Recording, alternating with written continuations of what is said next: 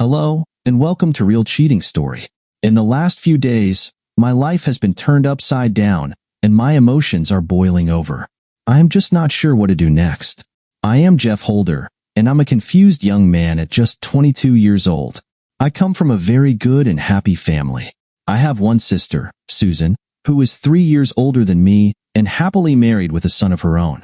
I need to go back a little and tell you about my upbringing. I have always lived in the same house since I was born. I remember my sister would tease me, but that was just sibling rivalry. We now get along great. Next door live the Cooks, Mr. and Mrs. Cook and their daughter, my best friend ever, Charlie. Her full name was Charlene, but she preferred to be called Charlie. She was what my parents would have called a tomboy. We went to the same school, but she was a year behind me. Ever since the first grade, we walked to school together. We were pals and shared everything. I used to get annoyed when people called her my girlfriend because she wasn't. She was my best friend. We talked about all kinds of things, and one day the topic turned to kissing. I remember I was 11 at the time and not really interested in girls yet. We decided to try kissing, and we kept our eyes open and barely touched lips. I asked her what she thought, and I didn't really feel anything. "I don't get why people think it's so great," replied Charlie. "It was like kissing my sister. It was funny because we swam together, played ball, and even wrestled when we were young. As teenagers, we still walked to and from school together like siblings. We studied together most evenings, and at other times we rode our bikes or camped out in the backyard. The only thing we didn't do when we got older was have sleepovers. We did that when we were younger, but we made tents on the floor, and our parents thought we were too old for that now. I belonged to a few organizations at school and even played baseball and soccer. I was just a regular kid and knew I didn't have a future in sports. Charlie joined the band and played the saxophone.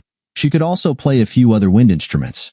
She was great at girls' softball and could really hold her own. So we didn't see each other as much during high school. One of us always had a game or a practice. I asked her if she wanted to go to the junior prom, but her mother said she was too young, so I took another girl. My senior year, I didn't go when Charlie told me that Mike Hagan asked her, and she said yes. I had planned to ask her but never got around to it. She did tell me she had a nice time until Mike tried to kiss her, and she had to set him straight. She didn't tell me what she did, but it made me smile. I graduated and started working at a parts manufacturing plant. One day when I came home, I saw Charlie sitting on her porch with a good-looking girl. I walked over, and she introduced me. "Jeff, this is Candy, my cousin." Before you ask, yes, it's her real name. She recently moved here from Arizona. Her dad, my uncle, is in the military. "Candy, this is my pal, or best bud, Jeff." I told her I was pleased to meet her and asked what she did for a living. I found out she was 21 at the time, while I was 19. She told me she worked in an insurance office as a secretary. I have to say she was attractive, and I couldn't help but notice. I don't think Charlie liked the way I was looking at her. Surely she wasn't jealous. The three of us talked for a while on the porch, and I decided to ask Candy out Saturday night to a movie. I was surprised when she agreed to go as long as Charlie didn't mind. "I don't want to take away her boyfriend," replied Candy. "Why would I mind?" said Charlie. "Jeff and I are just good friends. Isn't that right, Jeff?" she said, staring at me. I could tell by her tone that she was a bit upset, but tried to hide it. "Yeah, we're just good friends. Besides, there is a football game Saturday, and Charlie is in the band." I got Candace's address and phone number and told her I'd see her Saturday. I went home and had dinner with Mom and Dad. I mentioned Candy, and they asked me what Charlie thought. She didn't say much other than that she had to play at the game Saturday. On Saturday, I went and picked up Candy and met her parents. They seemed nice enough, but didn't say much. Candy and I headed to the movies. I was surprised she wore a skirt and blouse. Charlie always wore jeans when we went to the movies. We talked a little about our jobs on the way to the theater. We got some popcorn, and Candy wanted to sit way off to the side, so I just followed her. During the movie, she put her hand on mine and moved it over to her leg. Up until then, I had only kissed a couple of girls, and I never mentioned that to Charlie. It just didn't feel right. I knew that if she let a guy get close to her, I wouldn't want to know. Candy was different. She was 21, had dated before, and mentioned she went to college for 2 years and got her degree in secretarial science. During the movie, I moved my hand a bit, and she seemed to be focused on the film, not reacting much. Thankfully, no one was around us. Eventually, she looked at me and smiled. We enjoyed the rest of the movie, and afterward, we parked and shared some affectionate moments. "Do you have any protection?" she asked. I had never carried anything like that, and I told her I didn't. She said she wouldn't feel comfortable without it, but let me touch her some more, suggesting, maybe next time. I knew I wanted to start dating her, so I asked her out again for the following weekend, promising myself to keep some protection in my car. I couldn't stop thinking about her. I can't say I loved her, but I knew I felt different. A couple of days later, I saw Charlie. "Jeff, we need to talk." "What is it?" I asked. "You have to watch out for Candy. She's pretty wild, and I don't want to see you get hurt," she told me. Charlie mentioned what I had done at the movies and asked if I had ever been with anyone. I told her no, that we were just good friends and not to worry. I also mentioned that I didn't think Charlie had had any relationships yet. "What? You talked about what we did? How could you?" she exclaimed. Now I look like an idiot. "Thanks a lot, Jeff. I care for you. You're my best friend, and I don't want to see you get hurt. I wish I never introduced you to Candy."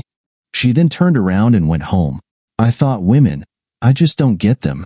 My best friend is upset with me, and her cousin probably knows I've never been with anyone before. Great. I guess I'll have to see how it goes. On Saturday, I picked up Candy, and she wore slacks and a blouse. I had to admit she looked nice, but I hoped to hold her hand again. We went out for dinner and talked. I asked her, "How come I've never met you before?" "I've lived my whole life next door to Charlie. My dad is in the service and was stationed all over the place. Charlie and her parents visited us a few times throughout the years, and we visited them twice, but I don't know why I never met you. Charlie probably wanted to keep you to herself. It's not like that between me and Charlie, really. Charlie and I are just good friends." "Why did you tell her about what happened at the movies?" she asked. I explained that Charlie had asked me what we did, and I thought she got upset. "I'm going to make her even madder tonight," she said. "Why would you do that? What are you planning?" "I have the key to my girlfriend's apartment at work. She said we could use her place for a few hours. Do you want to hang out there, or go to a movie?" She was laughing now. We headed to the apartment. It wasn't the nicest place, but all I knew was that I was excited. We started out by kissing. She was a good kisser. We lay there for a while, enjoying each other's company. When we paused, I noticed the protection had come off. "What's the matter, Jeff?" she asked. "The protection came off," I replied. "Oh, I can't get pregnant," said Candy. "Candy, is there any chance you could take birth control pills? I'll use protection for a while, but the pills might be safer. I'll even pay for them." "Okay, I guess I'll make a doctor's appointment and see what she says. Until then, you have to use protection." We dated regularly, and everything felt good, but I didn't feel as compatible with her as I was with Charlie. Don't get me wrong. I liked Candy, but she was just different from Charlie. I still talked to Charlie, but she was really upset when she found out Candy and I were spending time together. "How could you do that to me? Go and hang out with my cousin? I told you she's trouble, but no, you wouldn't listen. I thought we were best friends." "You still are my best friend. It's just that I'm a guy and wanted to explore things. Candy seems nice, and I thought you'd be happy for me. Men are so clueless." "No, I'm not happy for you. In fact, I'm on the verge of hating you for what you did to our friendship. I don't know if I ever want to talk to you again." She got up and stormed home. What the heck did I do wrong? I thought. I just don't understand women. I kept dating Candy, and she kept putting off getting the birth control pills. I was still using protection but hadn't had any incidents lately. Charlie would say hi to me but not much else. I found out she was going to her prom and didn't ask me. I went over and knocked on her door. "Charlie, I thought you wanted me to take you to your senior prom. What happened?" "You and my cousin are what happened. Do you really think I'd go to my prom with you while you're dating my cousin? How clueless can you be?" She shut the door on me. I liked Candy, and everything was fine, but I missed seeing Charlie. My life felt all mixed up, and then it got worse. I got a call from Candy. She said she needed to see me, so I went over to her house that evening. "What's the problem that couldn't wait until Saturday?" I asked. "I went to the doctor to see if I could get birth control pills, and the doctor told me I'm already pregnant, just under 3 months. My periods are always mixed up, so I didn't think much about it. What are we going to do? I was in shock. I had used protection, but it did fall off that one time. What was I supposed to do now? I liked Candy, but I wasn't in love. We were just partners. We sat and talked about our options. Abortion was one, but I didn't like the idea. It would be hard to cover up and also expensive. Candy was worried about her reputation and her job. We came to the conclusion that we would get married. I knew it was the right thing to do. I remembered reading in a story that said, if you want to play, you've got to pay.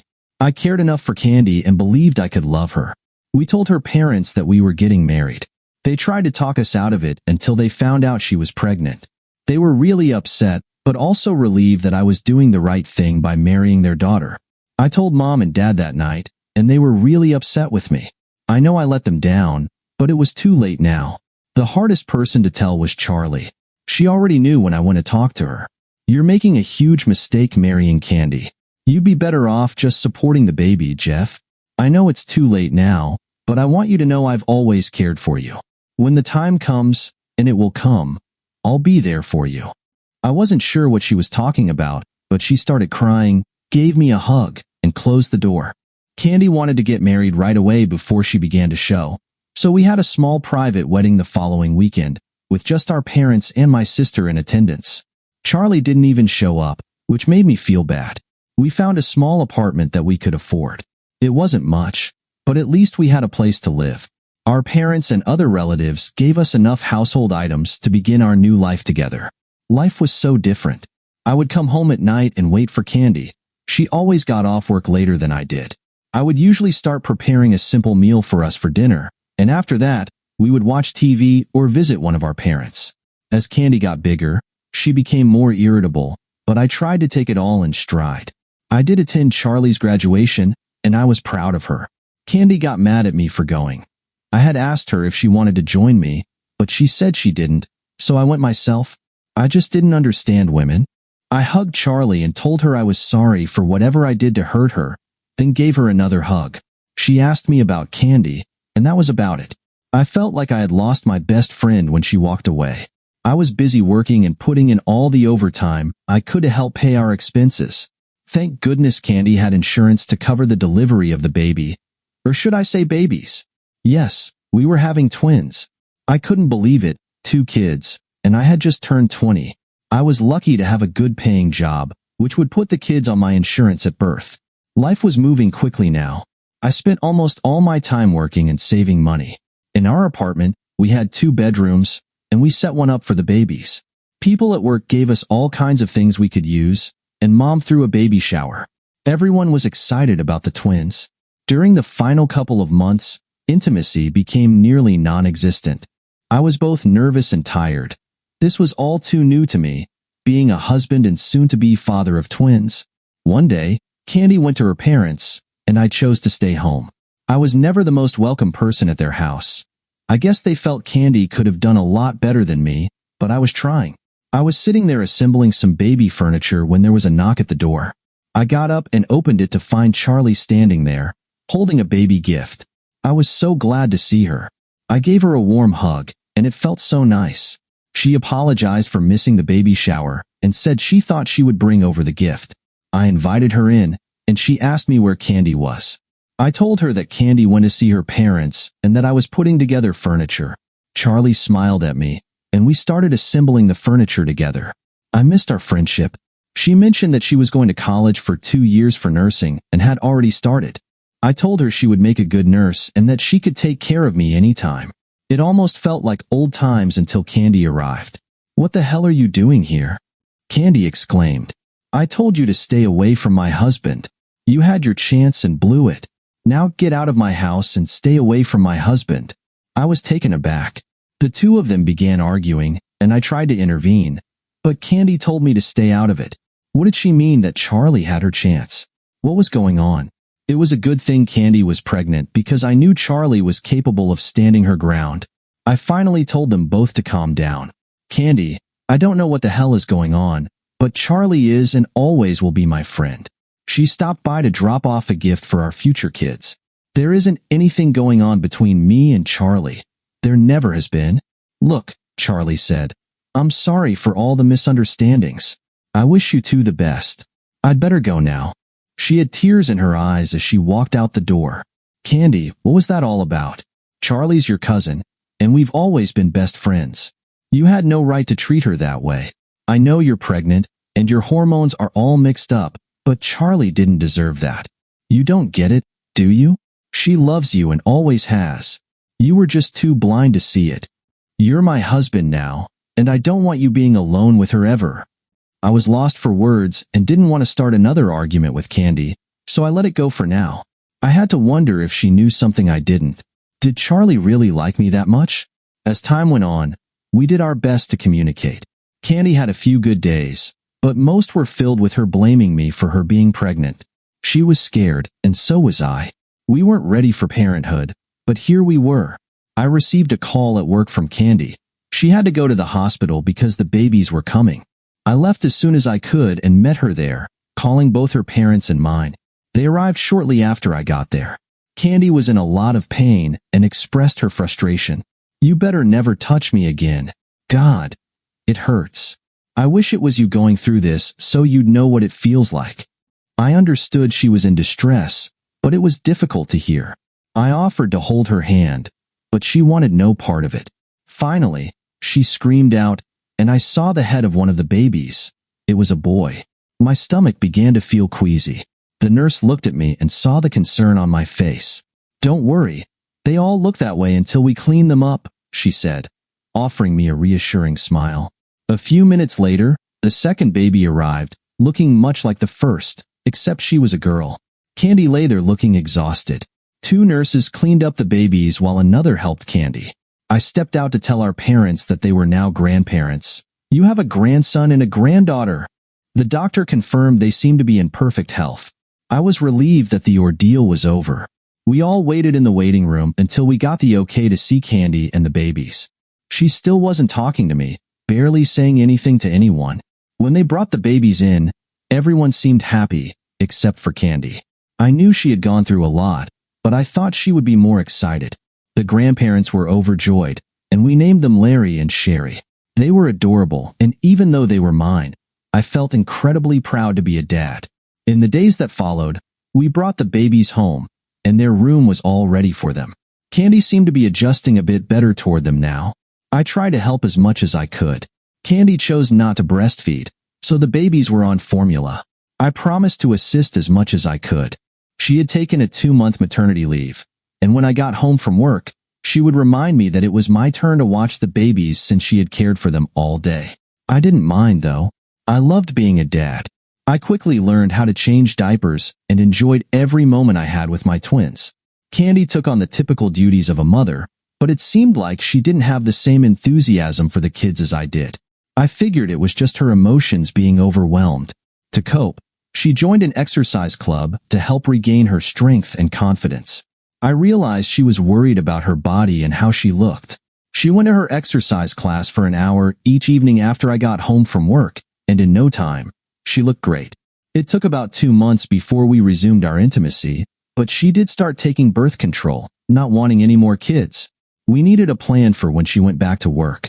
My mom suggested that she could watch the kids while I worked since she adored the twins. Candy would drop them off in the morning before leaving for work, and I would pick them up unless I had to work overtime. It worked out well. Sometimes my mom would even have dinner ready when I arrived, which was nice since Candy hardly ever cooked. I would take a plate of food home for her. One day, while I was at my mom's, Charlie stopped by. It was great to see her, and I gave her a hug. I asked if she wanted to see the twins. Jeff, I see the twins most every day. I stop in after school and sometimes help your mom feed them. They're absolutely adorable. After my mom left the room, Charlie said, "Too bad their mother is, well, you know." Charlie, that's my wife you're talking about.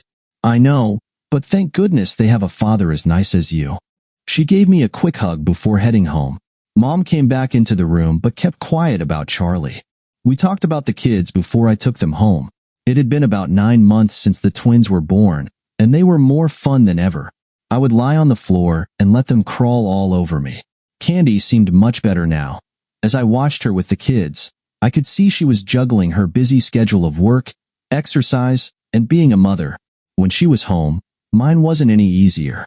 I would pick them up at my mom's, make sure they were fed, and play with them until their mom showed up. It was what being a parent was all about. At least twice a week, we took the twins to see Candace's parents, who loved the kids just as much as we did. A couple of times, Charlie's parents visited Candace's parents, since the two men are brothers.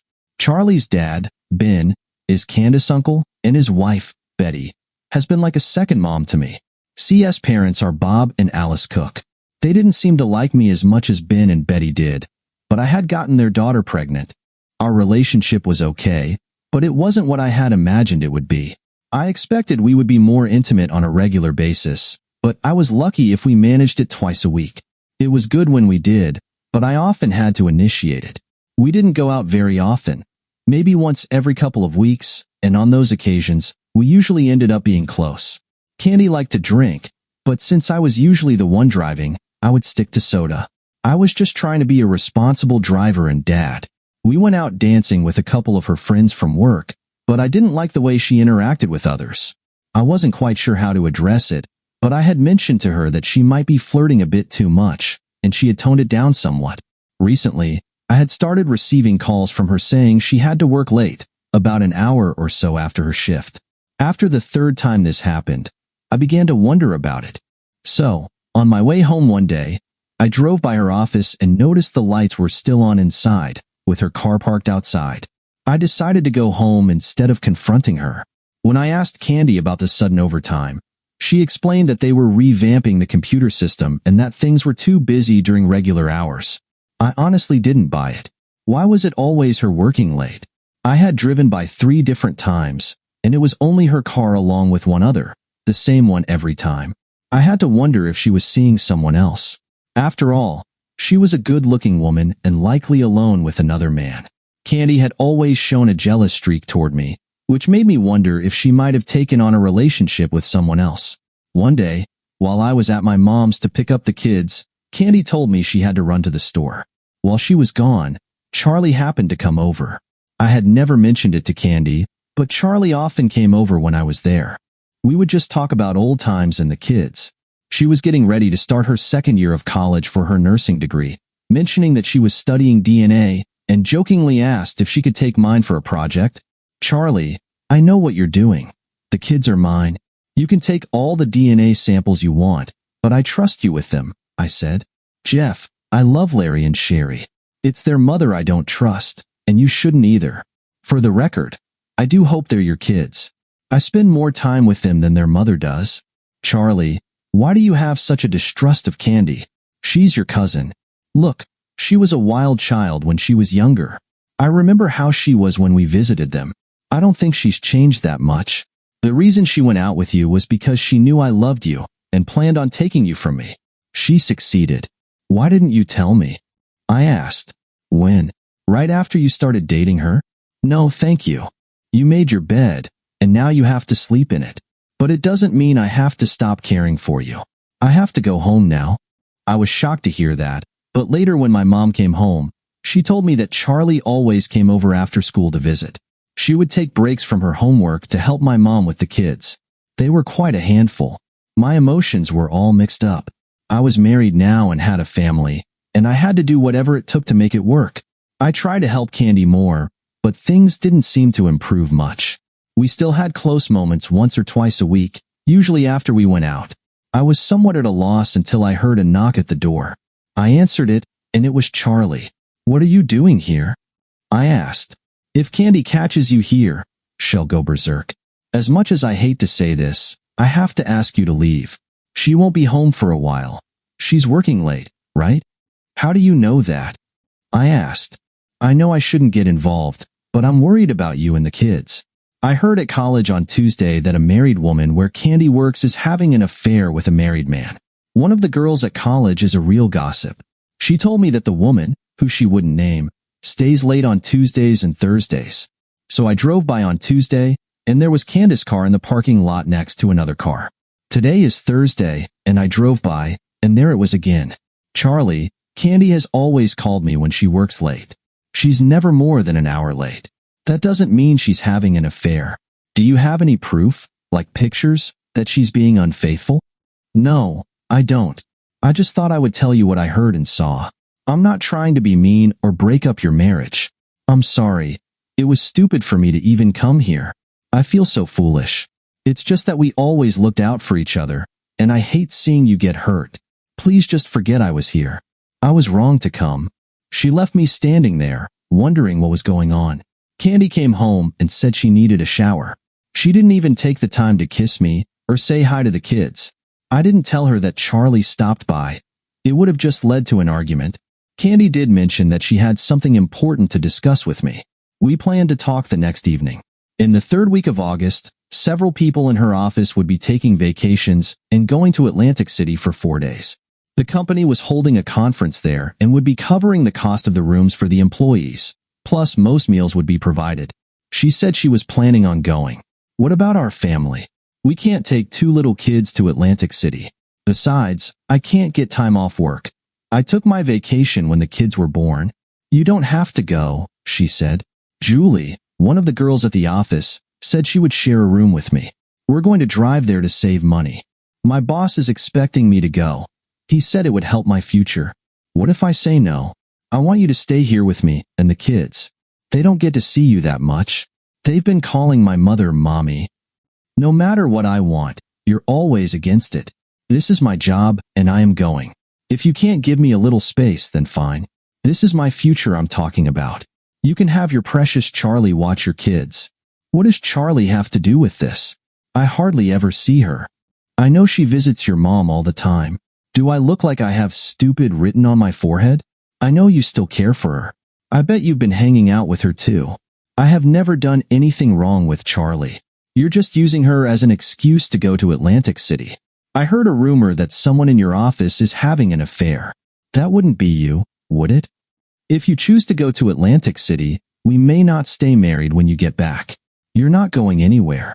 I'll get your precious kids, and you will have a hard time seeing them when I tell the courts about Charlie. As far as me having an affair, I wish I were. We argued about it every day until she had her bags packed and was ready to go. She didn't work any overtime for the following 2 weeks, and I had a feeling she was a bit hesitant about me finding out something.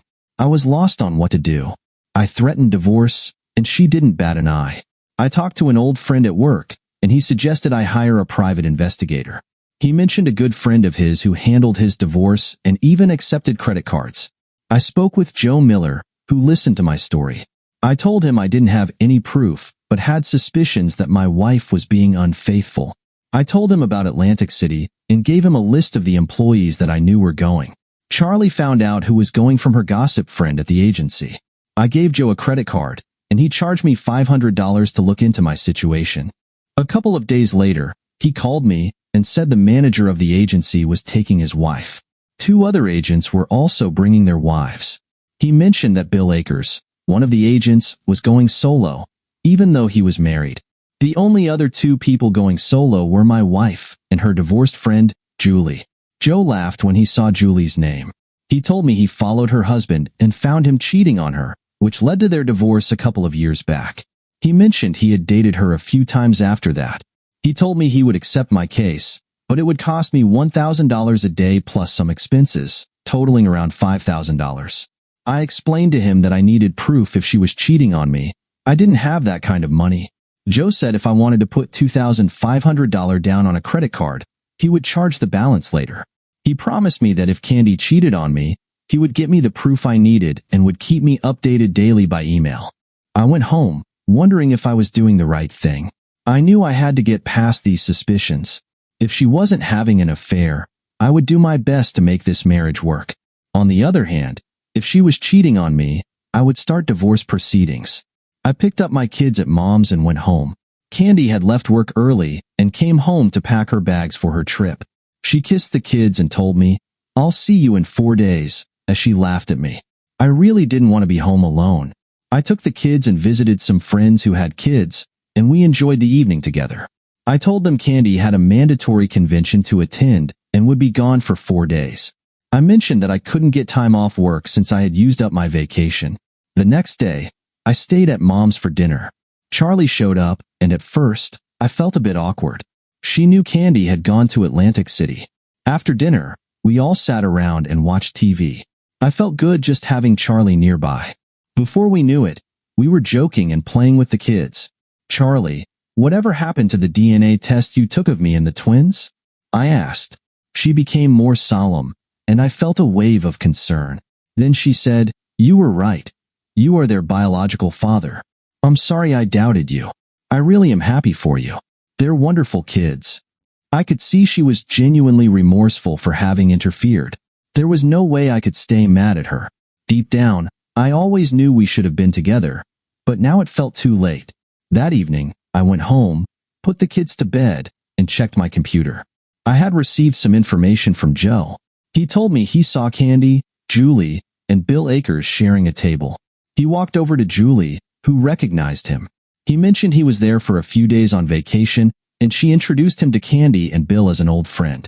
They invited him to sit with them, and he pretended to be interested in Julie, asking her to dance. Bill and Candy got up to dance as well. He sent me a couple of snapshots from his phone, but they didn't prove anything other than they were dancing closely. He explained his plan to me. He would date Julie to have an inside track on what was happening when they went to their meeting the next day. He was going to plant a mini camera in their rooms, figuring that if anything was going to happen, it would take place there. On Friday after work, I went home before heading to Mom's to pick up the twins. I wanted to check the computer. Joe had set up a live feed in their bedroom. He warned me that I wouldn't be able to use it in court since it was taken illegally, but I could use whatever he recorded as leverage. He also put an audio bug under one of the beds. He promised to send me both audio and video files if there was anything to share. I figured I wouldn't know more until the next morning. I picked up the kids and went next door to visit Ben and Betty Cook. It had been a while since I had seen them. They played with the kids, who were their grandniece and grandnephew. We talked for a while, but they didn't say much about Candy other than mentioning her trip. Mrs. Cook asked us to stay for dinner, and she made macaroni and cheese for the twins. We stayed rather late. I wasn't in a hurry to get home. This felt more like a home to me. I got up early the next morning and checked the computer before the kids woke up. My worst fears were confirmed. Joe told me that after the meeting, he met up with Julie, Candy, and Bill, and they went out for dinner and drinks. When it was time to go to their rooms, he asked Julie to join him for a nightcap, while Bill and Candy went to their respective rooms. He sent me a video of Candy talking to Bill on the phone. She told him it was safe to come back, that Julie had called, and said she was staying the night with Joe. When Bill got to the room, Candy put her arms around him and began kissing him. I could hear them talking. "God, I missed being with you." We had to make sure we were safe to be together. I watched them interact before I decided to turn off the computer. I had seen enough for now. I had 2 little kids to take care of. I called a lawyer friend and told him I needed to know my rights regarding a divorce. I mentioned I had tapes and pictures of her with her lover, even though they might not be admissible. I wanted custody of my kids. We talked for a long time, and I let him know I would be back the following week to probably file for a divorce. I didn't want to be alone. I needed someone to talk to, and I wanted it to be Charlie. The problem was that I didn't want her to get drawn into the divorce. Candy had already said she would involve Charlie if I tried to divorce her. I decided to call Candy at the hotel. She answered and sounded like she had been drinking. "Candy, you haven't called, so I thought I would check in. How are you doing?" "I'm fine. Meetings all day, and Julie and I had dinner together. I'm getting ready for bed now. It's been pretty boring overall. I have to take a shower. I'll see you in a couple of days. Bye." I knew she was lying. I heard a man's voice in the background. She didn't even ask how me or the kids were doing. I probably wouldn't get pictures of her later. As I sat and played with the kids, there was a knock at the door. I answered it, and it was Charlie. "Hi. I thought you might like some company," she said. She came in, and we talked. She was the one person I could always confide in. She asked me why I looked so gloomy, and I told her that she was right. Candy was cheating on me, and I was going to divorce her when she came home. "How do you know for sure?" Charlie asked. "I was out of place telling you about her possible affair at her workplace. You can't just divorce her over rumors. I'm having a PI follow her in Atlantic City. I know it was wrong, but I had to know for sure." He sent me some files on her and Bill Akers. "Oh God, I'm so sorry. I ought to confront her about this," replied Charlie. "I was worried about the kids. I told her that if Candy went to Atlantic City, I might consider divorcing her when she got back.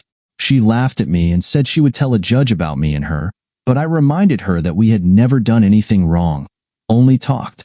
She doesn't have anything against us, I added. I almost wish she did, Charlie responded. What do you mean? It means I always cared for you, and sometimes wondered what if we were together. Haven't you ever thought about me like that?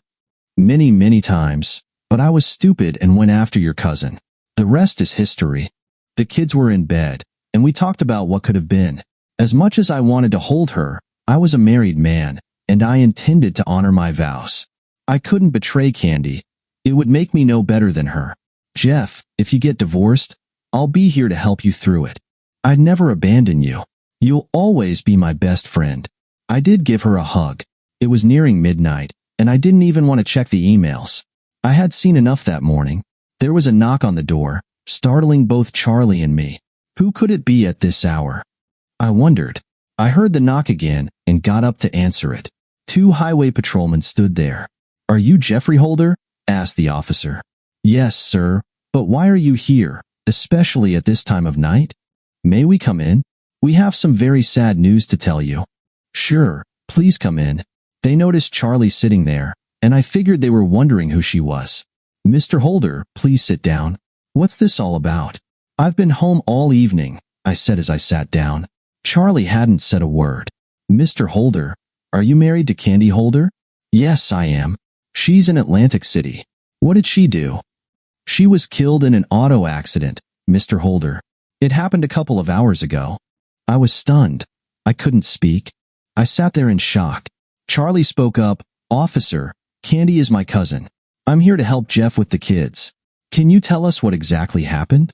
We got a call from Atlantic City about an accident. We were asked to notify the next of kin. She had her purse and driver's license, and we were instructed to contact Mr. Holder. We're very sorry for your loss. I recalled talking to her just a few hours ago. She said she was going to take a shower and go to bed. I couldn't believe it. She never drove while drinking. I was always the designated driver. Mr. Holder, she was a passenger. It was her vehicle. Are you familiar with Bill Akers? He was driving her vehicle and was under the influence. I've met him a couple of times. Why was she with him? Did he die also? No. He's in critical condition in the hospital. That's all we can tell you for now. If you need more information, you can contact the Atlantic City Police tomorrow. Again, we're sorry for your loss. After the officers left, I broke down and cried. Thank God Charlie was there. She cried with me. My thoughts were racing. What should I do now? Her parents deserve to know. My parents needed to know too. I wondered if I should wait until morning to call anyone. What was to be gained by interrupting their sleep? Charlie said she would stay with me tonight. I shouldn't be alone. What will people think? My wife was killed, and you're in my apartment, I asked Charlie. I don't care what people think. I'm not leaving you here alone. Besides, tomorrow is Saturday, and I can help by watching the kids while you notify people. Jeff, we'll get through this, I promise. I told Charlie to take the bed, and I'd sleep on the couch. I wouldn't be getting much sleep anyway. It was after 2 a.m. when Charlie wanted to try and get some sleep. I went over to the computer to see if Joe knew what happened. First, I found some files of her and Bill. Then I noticed a call where she was speaking to me while Bill was present. The phone rang, and she was talking to me, while Bill was nearby. After she hung up, she finished her drink and got dressed, and she and Bill left the apartment. After that, I found a long email from Joe, but no audio or video files. Jeff, if you're reading this, you must have been told of Candy's death. I'm getting off the case now. No use wasting your money. I'll be back in town tomorrow if you want to see me. We'll just call it even for the advance. I was able to take the bugs and camera out of Candy's room. I know the police will be searching it. Sorry for your loss. At 7 a.m., I called my parents and told them about Candy's death. I mentioned I didn't know the whole story, but that she was a passenger in her car and that an agent from her workplace was driving. I didn't know any more than that, but I would find out more today. Mom was crying and told me she would be there for me. I told her I would see her later and now had to call Candy's parents. Bob, Candy's father, answered the phone. Jeff, is something wrong with one of the kids? It's only 7, Bob. I got a call early this morning and Candy was killed in an auto accident in Atlantic City. The police stopped here and told me. I heard Bob break down. He told his wife, Alice, and I heard her scream in the background. Are they sure it's Candy? Asked Bob. Yes, they had her purse, and it was her car. She was with a fellow employee who was driving. I think they hit a post, but I don't know. I'll find out later today. I called the Atlantic City Police Department. They asked me to keep them informed, and if I needed anything, to give them a call. I made a pot of coffee and tried to figure out what I would do today. Charlie had gotten up and came into the kitchen and just gave me a hug. We held each other for what seemed like a couple of minutes. She had tears in her eyes. After the kids got up, we fed them, and Charlie got them dressed. I dropped them off at my mom's. Charlie told me she would tell her parents about Candy. Mom said she would keep the kids all day, so I could do what I needed to do. I had to contact the Atlantic City Police Department. I also wanted to talk to Joe Miller. I contacted the police first and explained who I was. They asked a lot of personal questions to verify that I was Jeff Holder. We're sorry for your loss, Mr. Holder. I'm guessing you want some details about your wife's death. She was a passenger in her vehicle, which was driven by Bill Akers. Preliminary tests showed that both had consumed enough alcohol to be over the legal limit. Mr. Akers hit a light pole at a high rate of speed.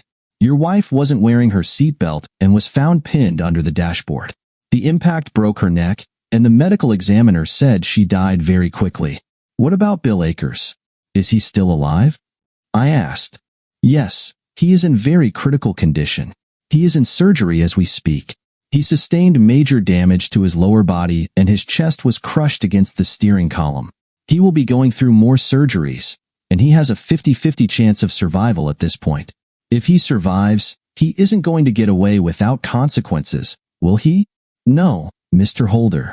He will be charged with vehicular homicide in the death of your wife. He was well beyond the legal limit, sir. What do I do now? I suggest you get a lawyer to handle having the body sent to a mortuary of your choosing. We will also send her personal belongings with her body. I'll fax an accident report to your lawyer for all your insurance purposes. Again, Mr. Holder, I'm very sorry for your loss. After speaking with the police department, I got in touch with the lawyer I had talked to a week before. He was surprised to hear from me so soon. I told him about the death of my wife and asked if he could help me out. He said he would meet me in a couple of hours at his office. He had received the details about the accident and confirmed they would be sending my wife's body to the funeral home I had chosen. He said it would take a couple of days. The lawyer said he would take care of all the legal matters. We had our insurance company to deal with, plus my wife's life insurance from her job, and who knows what else I might need to do later. He would handle any other legal matters that arose.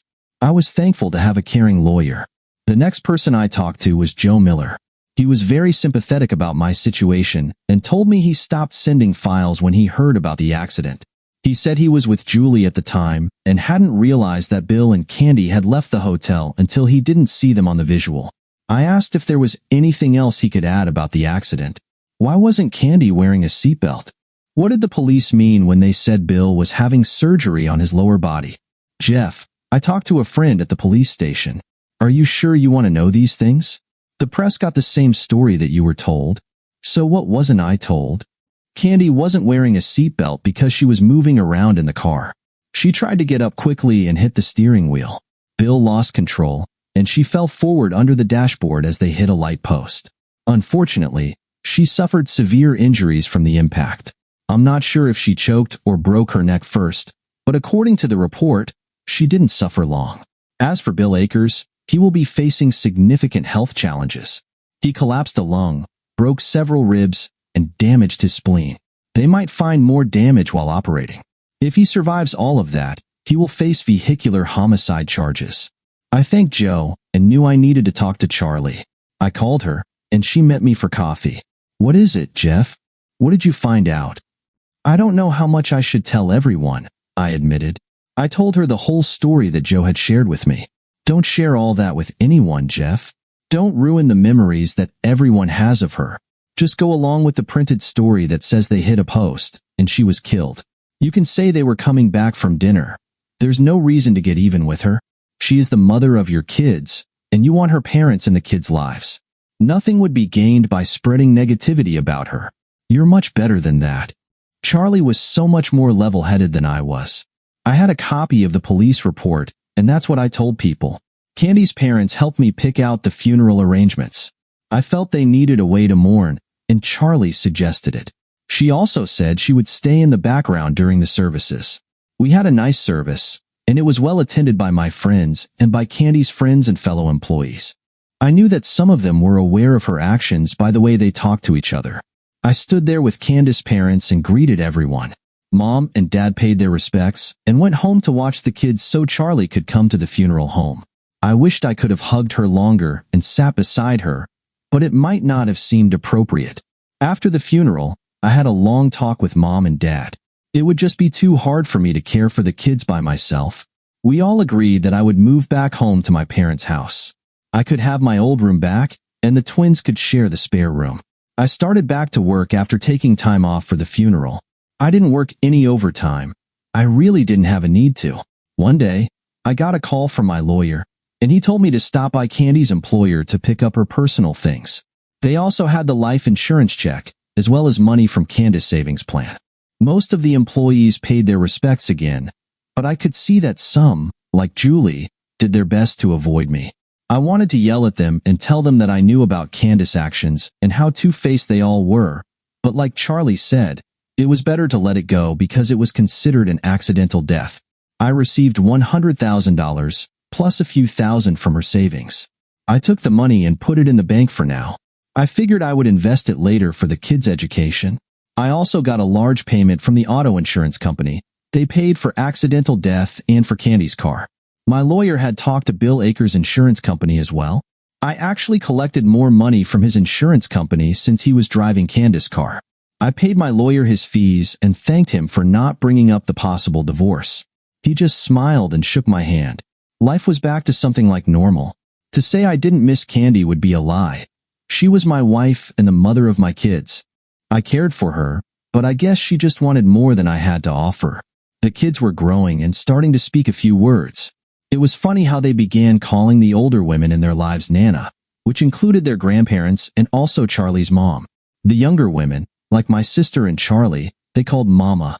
How they knew any difference, I didn't know. I wished I knew what was a normal period of mourning. I wanted to get serious with Charlie, but I wanted to wait for the right time. I was still mixed up and doing the best I could. My parents were wonderful in helping me.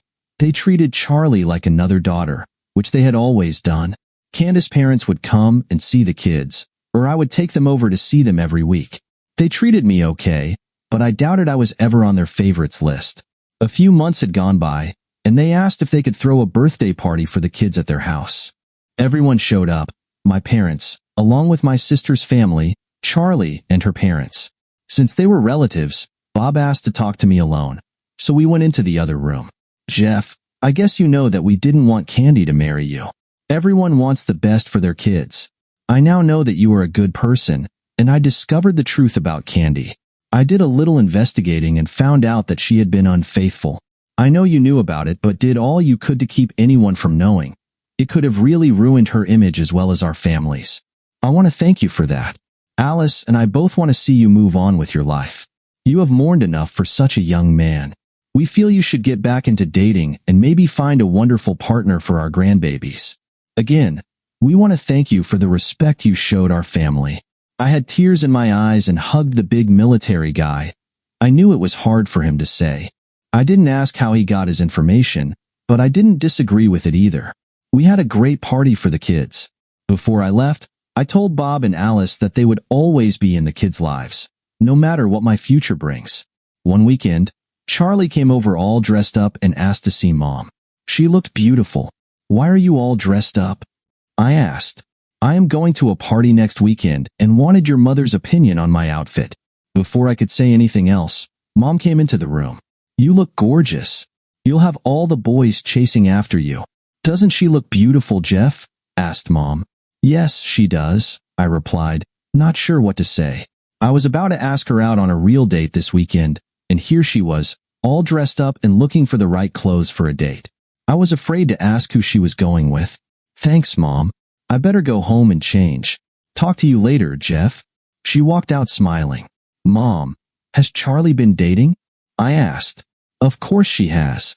She doesn't go out very often because of school, homework, and looking after you and the kids. But yes, she's been on a few dates. Why do you ask? No reason in particular. I just never knew it. She usually tells me everything. Do you really want her to tell you about her dating? I don't think so. She's a wonderful person, and I want the best for her, just like I want the best for you. Charlie came back over later, and we sat on the porch and talked. You looked beautiful earlier, I said. She kind of laughed and said, what do I usually look like? I knew she was joking. Charlie, how come you never told me you were dating? Well, you were busy with Candy, and before I knew it, you two got married. That pretty much took me out of the picture. Where's the event you're going to? It's not actually a party, but a wedding for one of my classmates. It's in Columbus, so we have a room for the night. I felt a tightness in my stomach at the mention of we. It made me feel sad and unsure of what to say. Good thing he has more money than me because I couldn't afford to stay at the hotel, Charlie added. I was so mixed up. I thought we could finally get together, and now this. Who are you going with, Charlie? I asked. She stared at me before answering, and it felt like minutes, but it was only a couple of seconds. You, Jeff. I want you to go with me to the wedding. Now I was really confused. Are you saying you want me to take you to the wedding? What about this other guy? There isn't another guy. I want a real date with you, not just a buddy's night out. I talked with your mother, and she told me to do it this way. You needed to be shaken up a little. So, are you going to take me? Your mom said she would watch the twins. Mom walked out on the porch. Did you ask him yet, Charlie? Yes, I am waiting for his answer, replied Charlie. Of course I'll take you. All you had to do was ask. This is an important date, Jeff. I'm really putting myself out there. I'll be introducing you to all my friends at school, not just as my buddy. Saturday came, and I picked up Charlie. She looked so beautiful. I wished it was us getting married. I cared for her so much. We checked into the hotel, and she had indeed reserved the room in my name. I couldn't help but laugh when they asked for my credit card. Charlie stood there almost laughing with me. We went to our room, and I realized that Charlie and I would be spending the night together. I knew it, but didn't give it much thought. We freshened up a little and headed to the wedding. After the ceremony, Charlie introduced me as Jeff, her boyfriend. I loved the sound of that. We sat at a table with some of her friends, and it was like seeing another side of Charlie. We danced, and I held her close. I watched her dance with some of her friends. She kept looking at me while she danced. I think she knew I was feeling a bit possessive. Finally, I leaned in and kissed her. It just happened. Sweet and sincere. She laughed at me because I had jokingly asked if it was like kissing my sister when I was 11. At the end of the evening, we went back to our room. Charlie asked me to help her with her dress. After she slipped it off and went into the bathroom, I took off my suit and shirt. When she stepped out in a lovely outfit, I couldn't believe how stunning she looked. Jeff, before we go any further, I need you to tell me you love me. You know I've always loved you, Charlie. It took me a while to realize that the reason you were always my best friend was that, deep down, I loved you. The problem was I found out too late. Please forgive me.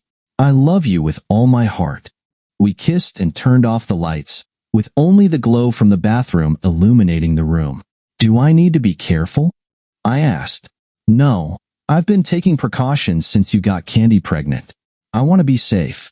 We both laughed, and it wasn't long before we were together, talking about how much we cared for each other and how I could have been so blind not to see it before.